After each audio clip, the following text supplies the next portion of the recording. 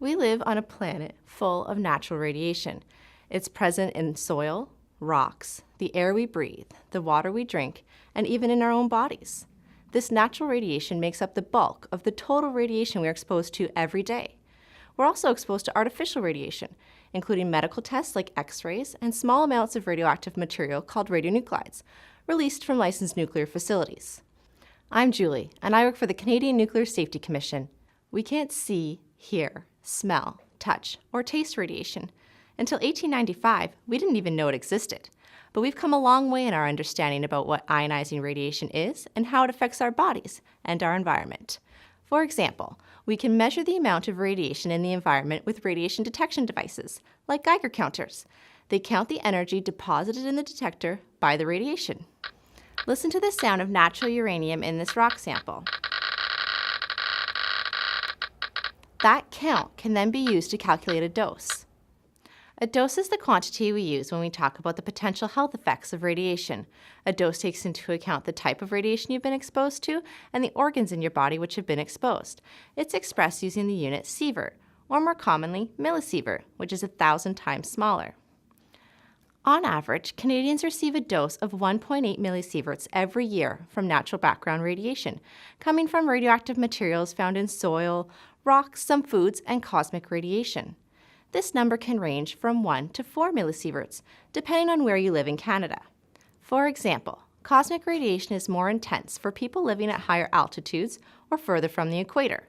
Likewise, terrestrial radiation is higher for people living in areas where rocks and soil contain more natural radioactive elements. So what are the health effects caused by radiation? Certain types of radiation have enough energy to penetrate our bodies.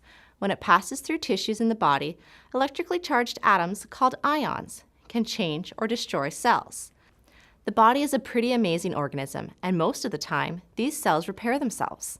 This can happen millions of times every day. If, however, the DNA or other critical parts of the cell receive a large dose of radiation all at once, the cell may die or be damaged beyond repair. If this happens to a large number of cells, tissue effects can occur.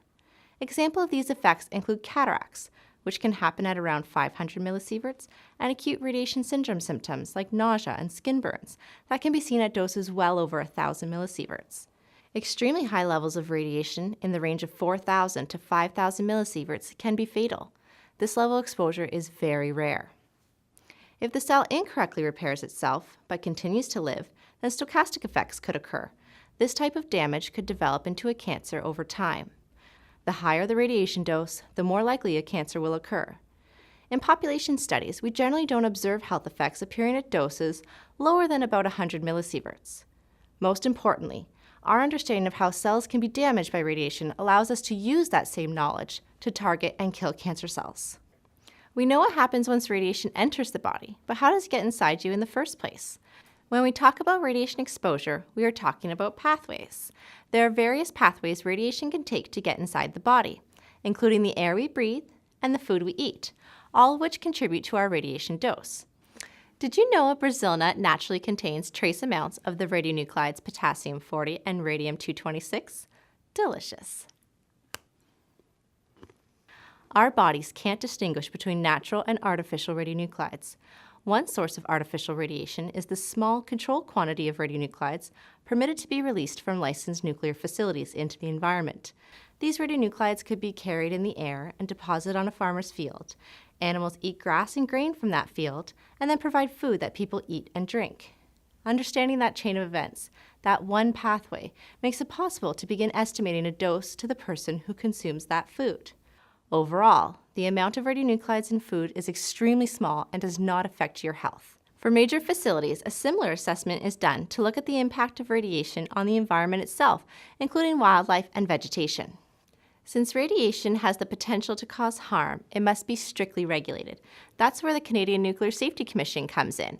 Our mandate is to regulate the use of nuclear energy and materials to protect health, safety, security, and the environment. The radiation protection regulations define the dose limits used to protect the health of the public and nuclear energy workers. Members of the public are limited to 1 millisievert of exposure per year from licensed activities. This is in addition to all other sources of radiation, like natural or medically related radiation. Workers are limited to 50 millisieverts in 1 year and 100 millisieverts over 5 years. Nuclear energy workers can wear small devices called dosimeters that measure and track the radiation doses. This is one way to make sure they don't exceed the limits. These dosimeters can be worn on different parts of the body, depending on the kind of work they do. It's important to note that dose limits are regulatory limits and not health limits. As a result of our strict regulations and oversight, we are happy to report that these dose limits are rarely reached. I've given you a lot of information. Let's put some of the numbers in perspective. Members of the public living near a major facility typically receive 0.001 millisieverts a year from licensed nuclear activities, which is less than the 0.1 millisieverts of a typical chest X-ray. The public dose limit is 1 millisievert per year. This is on top of the dose received through natural background radiation, which in Canada is nearly twice that high, at an annual average of 1.8 millisieverts. Workers are limited to 50 millisieverts in 1 year and 100 millisieverts in 5 years.